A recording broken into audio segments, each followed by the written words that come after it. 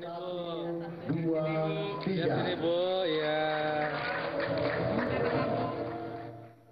Layanan sistem Faralkes yang dikeluarkan oleh Kementerian Kesehatan sendiri terdiri dari 3 layanan, yakni Track and Trace System iRegalkes, di mana memungkinkan pemohon dapat melacak dan menelusuri setiap tahapan proses evaluasi perizinan.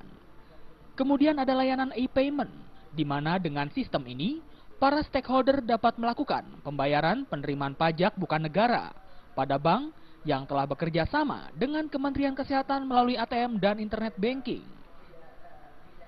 Dan yang terakhir ialah pelayanan e-Suka, di mana mempercepat waktu pelayanan surat keterangan yang dibutuhkan dalam ekspor-impor alat kesehatan.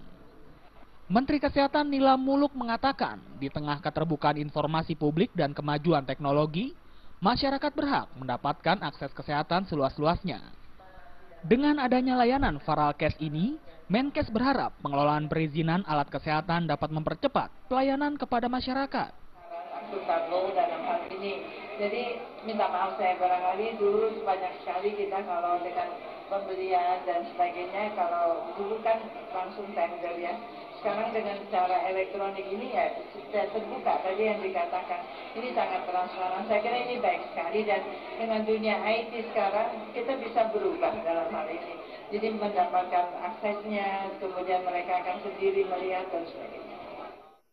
Ketiga sistem yang diluncurkan oleh Kementerian Kesehatan merupakan bagian dari tahap pengembangan lanjutan setelah penerapan sistem iRegalkes tahun 2013 dan sistem pengawasan secara online melalui e-Watch, e-Report, dan e-Info alat kesehatan, dan pembekalan kesehatan rumah tangga yang telah dilaunching oleh Menteri Kesehatan Nafsi Hamboy pada tahun 2014 silam.